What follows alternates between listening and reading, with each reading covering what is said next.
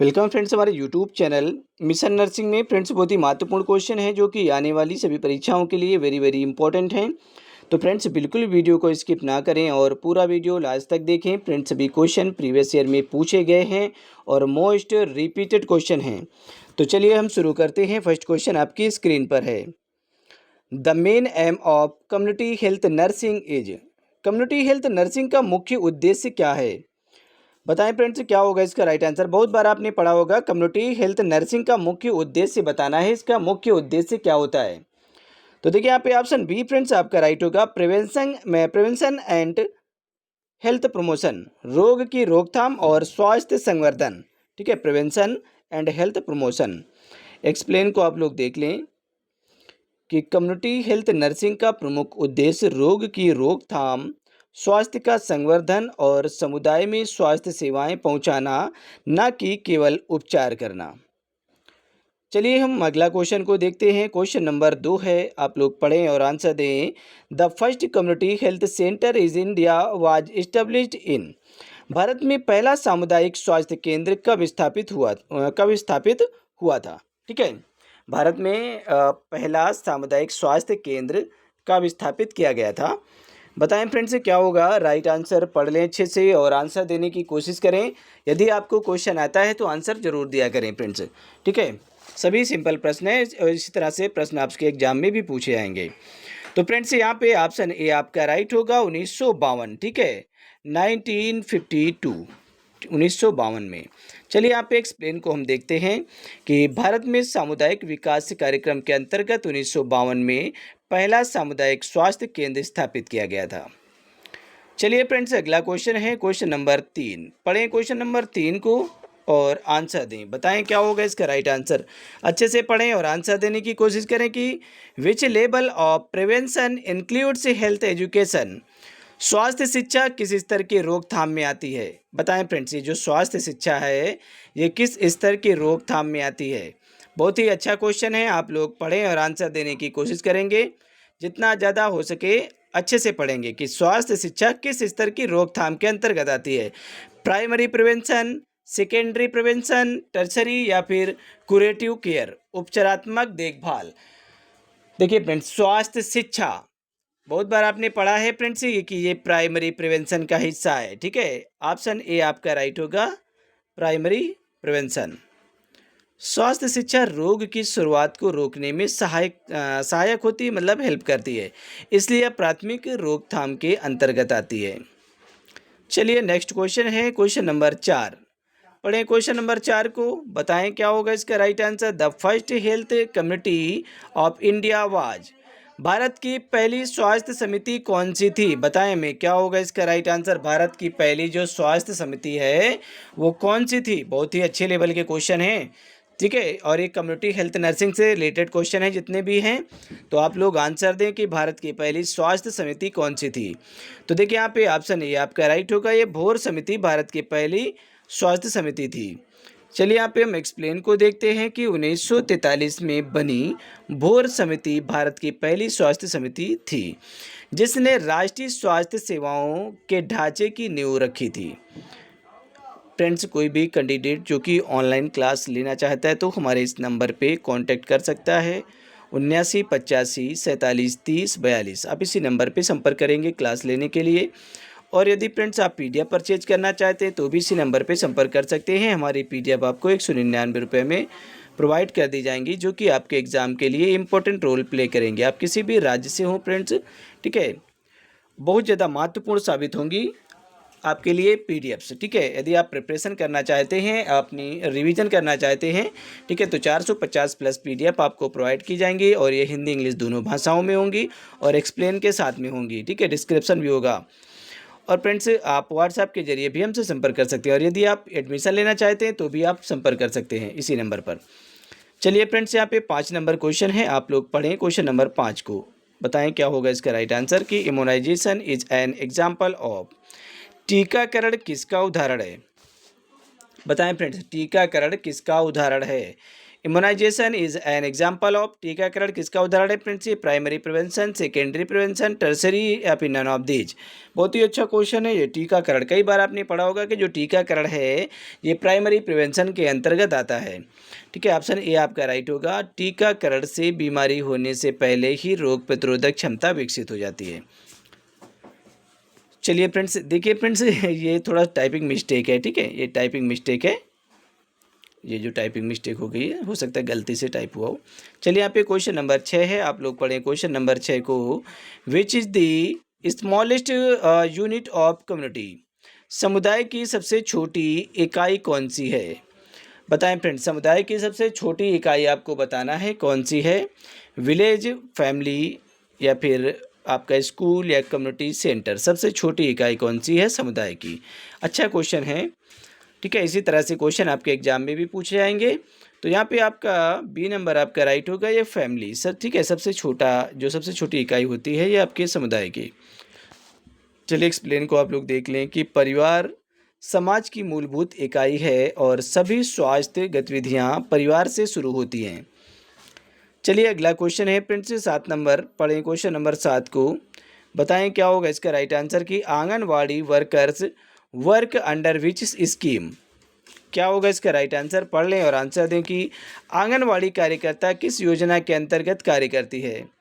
पढ़ें और आंसर दें कि आंगनवाड़ी कार्यकर्ता किस योजना के अंतर्गत कार्य करती है फ्रेंड्स? आईसीडीएस स्कीम, जननी सुरक्षा योजना, आरएनटीसीपी या नेशनल हेल्थ मिशन, किसके अंतर्गत काम करती है आंगनवाड़ी योजना? जो आंगनवाड़ी कार्यकर्ता हैं किसके अंतर्गत काम करते हैं, मतलब किस योजना के अंतर्गत? तो यहाँ पे फ्रेंड्स आईसीडीएस, ठीक है, आईसीडीएस स्कीम के अंतर्गत आंगनवाड़ी कार्यकर्ता ये काम करते हैं। ऑप्शन ए आपका राइट होगा। एक्सप्लेन को आप लोग देख लें कि आंगनवाड़ी कार्यकर्ता एकीकृत बाल विकास सेवा योजना के अंतर्गत बच्चों और माताओं को पोषण व स्वास्थ्य सेवाएं देते हैं। चलिए अगला क्वेश्चन है 8 नंबर, पढ़ें क्वेश्चन नंबर 8 को। The ratio of ANM to population in rural areas is? बताएं ग्रामीण क्षेत्र में एएनएम की जनसंख्या अनुपात क्या होता है? पढ़ें और आंसर दें फ्रेंड्स। ग्रामीण क्षेत्र में एएनएम की जनसंख्या का अनुपात क्या होता है? 1:1000, 1:5000 या 1:10,000 या 1:50,000? पढ़ें और आंसर दें। तो यहाँ पर ऑप्शन बी आपका राइट होगा, 1:5000 होता है। ठीक है, 1:5000। ठीक है, ऑप्शन बी आपका राइट होगा। एक्सप्लेन को आप लोग देख लें कि ग्रामीण क्षेत्रों में एक एएनएम 5000 की जनसंख्या को कवर करती है। चलिए अगला क्वेश्चन है, क्वेश्चन नंबर यहाँ पे 9 है।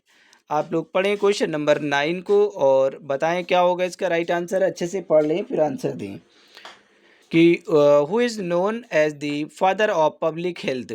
जन स्वास्थ्य का जनक किसे कहा जाता है? Edward Jenner, John Snow, Louis Pasteur, Florence Nightingale.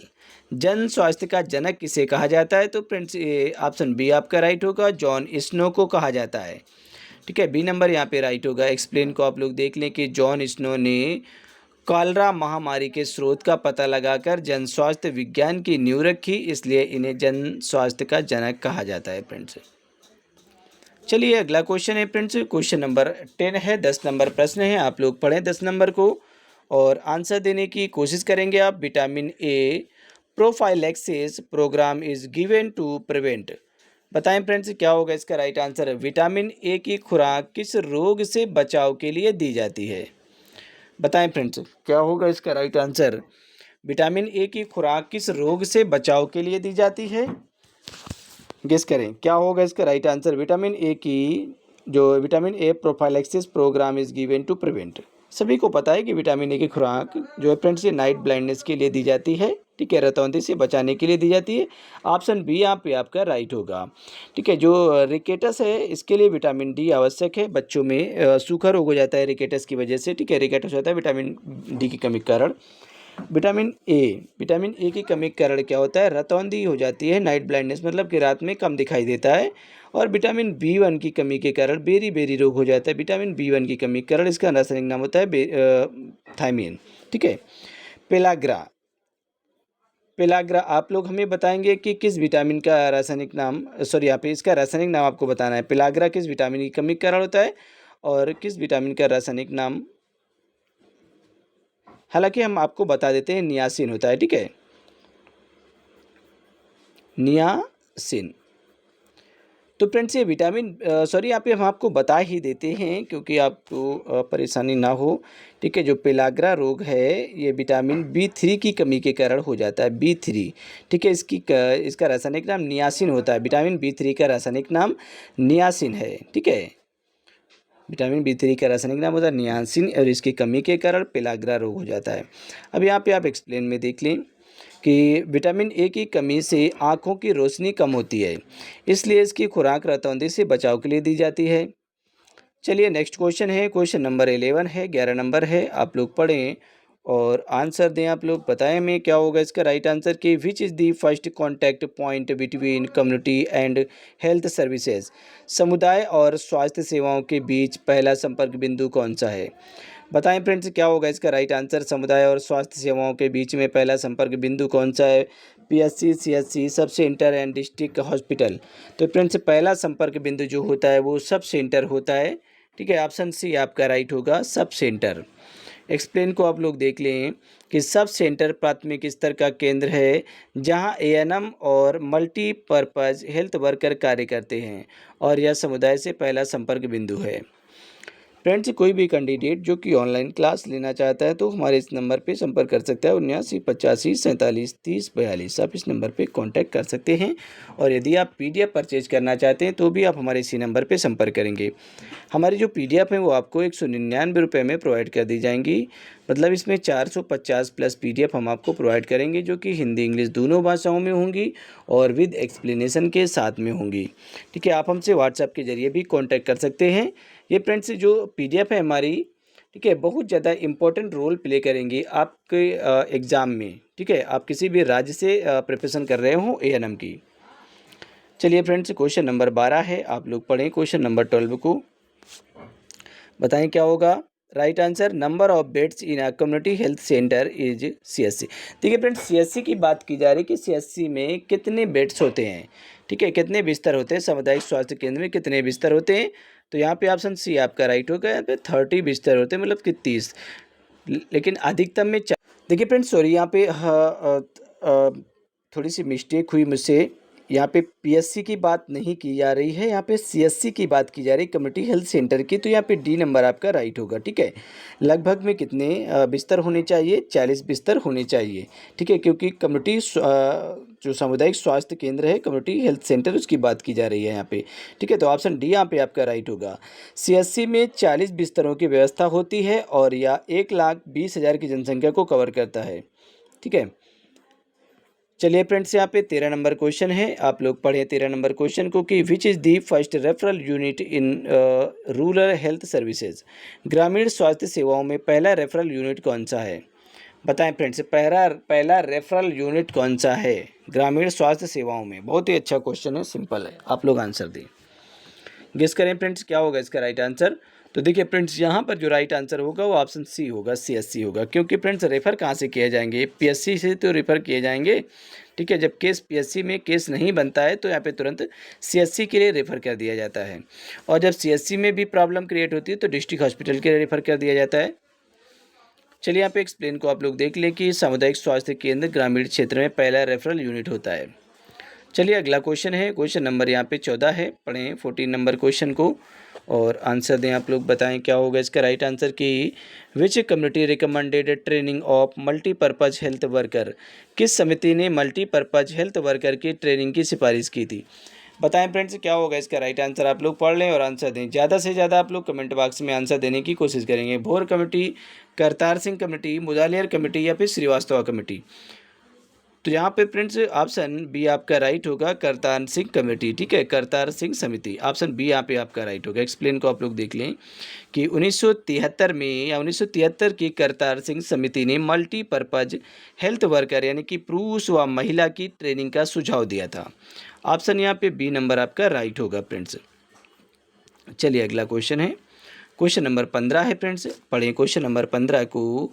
Under RNTCP the standard treatment for TB is. RNTCP के अंतर्गत क्षय रोग का मानक उपचार क्या है। बताएं फ्रेंड्स क्या होगा इसका राइट आंसर, आप लोग पढ़ें और आंसर दें। Under RNTCP the standard treatment for TBs, RNTCP के अंतर्गत क्षय रोग का मानक उपचार क्या होता है? डॉट्स, एंटीबायोटिक्स, सर्जरी या फिर कीमोथेरेपी। पढ़ें और आंसर दें, बताएं क्या होगा इसका राइट आंसर। बहुत ही अच्छा क्वेश्चन है RNTCP। तो देखिए फ्रेंड RNTCP का तो नाम बदल दिया गया, NTEP कर दिया गया है, NTEP कर दिया गया है। ठीक है, मतलब कहने का कि नेशनल ट्यूबरक्लोसिस इरेडिकेशन प्रोग्राम कर दिया गया, इसका नाम बदल दिया गया है। ठीक है, इसका पूरा नाम होता है revised national tuberculosis control programme.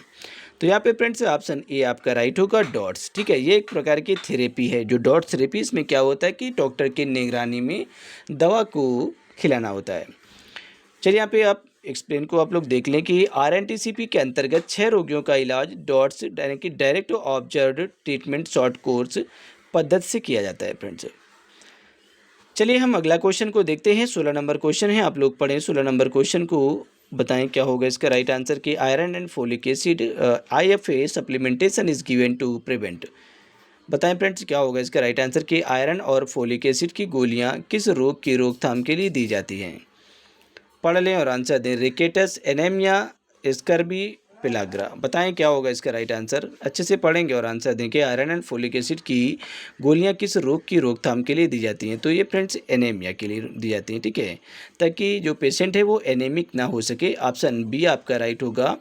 Explain को आप लोग देख लें कि गर्भवती महिलाओं और बच्चों को एनीमिया से बचाने के लिए आयरन और फोलिक एसिड की गोलियाँ दी जाती हैं।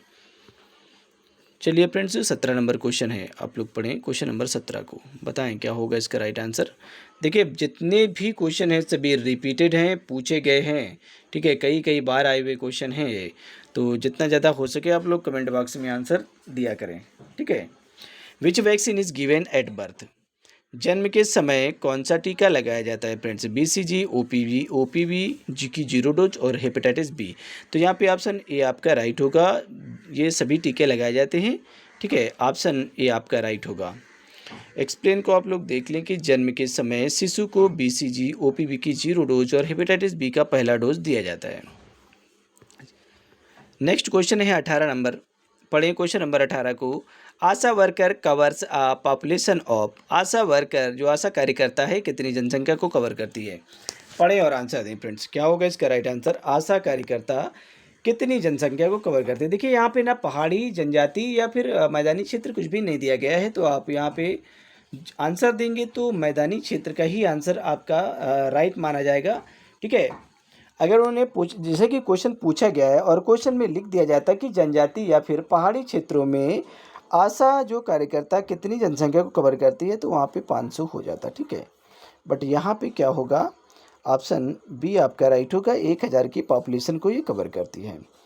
ठीक है, चलिए एक्सप्लेन को आप लोग देख लें कि एक आशा कार्यकर्ता लगभग 1000 की जनसंख्या को कवर करती है और यह समुदाय की लिंक वर्कर होती है फ्रेंड्स कोई भी कैंडिडेट जो कि ऑनलाइन क्लास लेना चाहता है तो हमारे इसी नंबर पे संपर्क कर सकता है 7985473042। ठीक है, आप इस नंबर पे कांटेक्ट कर सकते हैं क्लास लेने के लिए।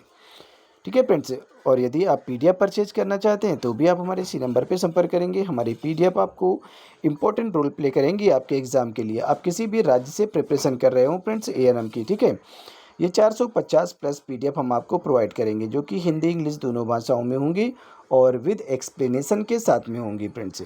ठीक है, आप व्हाट्सएप के जरिए भी हमसे संपर्क कर सकते हैं। चलिए फ्रेंड्स यहाँ पे क्वेश्चन नंबर 19 है, पढ़ें क्वेश्चन नंबर 19 को, बताएं क्या होगा इसका राइट आंसर कि the full form of NRHM is, NRHM का पूर्ण रूप क्या होता है। बहुत ही सिंपल प्रश्न है, कई बार आपने पढ़ा होगा। NRHM का पूरा नाम क्या होता है। NRHM बताएं इसका पूरा नाम क्या होता है। National rural health mission.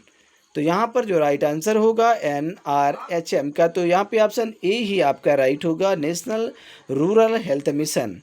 ठीक है, अब यहाँ पे एक्सप्लेन को आप देख लें कि 2005 में शुरू हुआ नेशनल रूरल हेल्थ मिशन ग्रामीण क्षेत्रों की स्वास्थ्य सेवाओं को मजबूत बनाने के लिए लाया गया था। चलिए हम अगला क्वेश्चन देखते हैं 20 नंबर, पढ़ें 20 नंबर को, बताएं फ्रेंड्स क्या होगा इसका राइट आंसर। 20 नंबर क्वेश्चन को अच्छे से पढ़ेंगे और आंसर देंगे।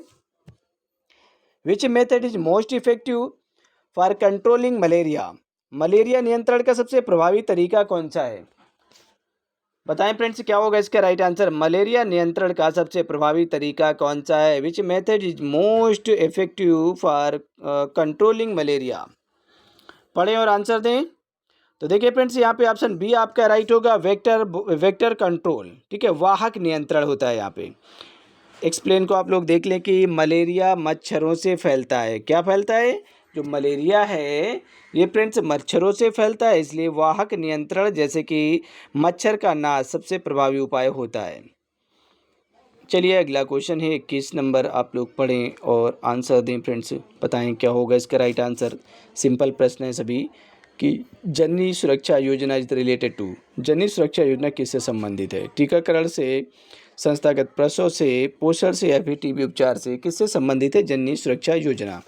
देखिए सभी को मालूम है कि जो जननी सुरक्षा योजना है ये इंस्टीट्यूशनल डिलीवरी से संबंधित है, मतलब बी नंबर आपका राइट होगा, संस्थागत प्रसव से संबंधित होती है। एक्सप्लेन को आप लोग देख लें कि JSY का उद्देश्य सुरक्षित प्रसव को बढ़ावा देना और मातृ मृत्यु दर को कम करना होता है। चलिए अगला क्वेश्चन है 22 नंबर क्वेश्चन, आप लोग पढ़ें 22 नंबर क्वेश्चन को। Which a health worker is called the grass roots लेबल वर्कर? कौन सा स्वास्थ्य कार्यकर्ता ग्रास रूट स्तर का कार्यकर्ता कहलाता है? पढ़े और आंसर दें। Which health worker is called the grass root level worker? कौन सा कार्यकर्ता, स्वास्थ्य कार्यकर्ता ग्रास रूट स्तर का कार्यकर्ता कहलाता है? डॉक्टर, ANM, आशा वर्कर या स्टाफ नर्स? बताएं फ्रेंड्स क्या होगा इसका राइट आंसर। तो देखिए यहाँ पे ऑप्शन सी आपका राइट होगा, आशा वर्कर। ठीक है, ऑप्शन सी राइट होगा आपका, आशा वर्कर होगा। चलिए यहाँ पे एक्सप्लेन को आप लोग देख लें कि आशा कार्यकर्ता समुदाय और स्वास्थ्य सेवाओं के बीच सबसे निचले स्तर पर कार्य करती है, इसलिए इन्हें ग्रास रूट लेवल वर्कर कहा जाता है फ्रेंड्स। चलिए फ्रेंड्स नेक्स्ट क्वेश्चन है 23 नंबर, 23 नंबर क्वेश्चन को आप लोग पढ़ें कि which vitamin deficiency causes scurvy? Scurvy किस विटामिन की कमी से होती है? तो देखिए सभी को मालूम है कि स्कर्वी विटामिन सी की कमी के कारण होता है। ऑप्शन सी यहाँ पे आपका राइट होगा। ठीक है, बहुत ही सिंपल क्वेश्चन है। मसूड़ों से खून आना और स्कर्वी रोग हो जाता है विटामिन सी की कमी के कारण। इसका रासायनिक नाम स्कर्विक एसिड होता है। चलिए 24 नंबर क्वेश्चन है, बताएं क्या होगा इसका राइट आंसर। 24 नंबर क्वेश्चन को नेशनल यहाँ पे डिवर्मिंग, ठीक है, national deworming day is observe on. राष्ट्रीय कृमि मुक्त दिवस कब मनाया जाता है? बताएं फ्रेंड्स क्या होगा इसका राइट आंसर। राष्ट्रीय कृमि मुक्त दिवस कब मनाया जाता है? तो फ्रेंड्स ये 10 फरवरी को मनाया जाता है, राष्ट्रीय कृमि मुक्ति दिवस। ठीक है, 10 फरवरी को राष्ट्रीय कृमि मुक्त दिवस मनाया जाता है, जिसमें बच्चों को एल्बेंडाजोल टेबलेट दी जाती है। आपने देखा होगा कि ज़्यादातर फ्रेंड्स आशा होती हैं, ठीक है, और जो आंगनवाड़ी कार्यकर्ता होती हैं वो आपको घर घर में जाकर फ्रेंड्स ये आपको टेबलेट देती हैं। कौन सी? एल्बेंडाजोल की टेबलेट देती हैं, ताकि जो आपके पेट में कीड़े वगैरह होते हैं वो मर जाएं, ठीक है, वो ना रहें। चलिए फ्रेंड्स यहाँ पे लास्ट क्वेश्चन है आपका 25 नंबर, 25 नंबर, आप लोग इसे पढ़ लें और आंसर दें कि the apex body for health planning in India is. Bharat में स्वास्थ्य योजना के लिए सर्वोच्च निकाय कौन सा है? बताएं फ्रेंड्स क्या होगा इसका right answer. The apex body for health planning in India is. Bharat में स्वास्थ्य योजना के लिए सर्वोच्च निकाय कौन सा है? पढ़ लें और आंसर दें। बहुत ही अच्छे क्वेश्चन है और सिंपल है। तो देखिए लास्ट क्वेश्चन है आपका, तो यहाँ पे ऑप्शन ए आपका राइट होगा, ministry of health and welfare, family welfare. ठीक है, स्वास्थ्य एवं परिवार कल्याण मंत्रालय। भारत में स्वास्थ्य योजना के लिए सर्वोच्च निकाय कौन सा है? स्वास्थ्य योजनाएं कौन बनाता है फ्रेंड्स? तो ministry of health and family welfare ही बनाता है। ठीक है, ऑप्शन ए आपका राइट होगा। चलिए यहाँ पे एक्सप्लेन को आप लोग देख लें कि भारत में स्वास्थ्य योजना और कार्यक्रमों के लिए सर्वोच्च जो निकाय और स्वास्थ्य परिवार कल्याण मंत्रालय है। ठीक है फ्रेंड्स, तो ये आपका लास्ट क्वेश्चन था फ्रेंड्स। कोई भी कैंडिडेट जो कि ऑनलाइन क्लास लेना चाहता है तो हमारे इसी नंबर पे संपर्क कर सकता है, 7985473042। ठीक है, आप इस नंबर पे कांटेक्ट कर सकते हैं हमसे क्लास लेने के लिए, और यदि आप PDF परचेज करना चाहते हैं तो भी इसी नंबर पे संपर्क करेंगे। ठीक है, आप व्हाट्सएप के जरिए भी हमसे संपर्क कर सकते हैं। हमारी PDF है जो आपको 199 में प्रोवाइड कर दी जाएंगी, मतलब 199 रुपये में आपको PDF प्रोवाइड कर दी जाएंगे। आप किसी भी राज्य से प्रिपरेशन कर रहे हो ANM की, ठीक है, इंपॉर्टेंट रोल प्ले करेंगे, और 450 प्लस PDF हम आपको प्रोवाइड करेंगे, जो कि हिंदी इंग्लिश दोनों भाषाओं में होंगे और विद एक्सप्लेनेशन के साथ में होंगे। तो चलिए फ्रेंड्स, मिलते हैं नेक्स्ट क्लास में, तब तक के लिए bye bye and take care.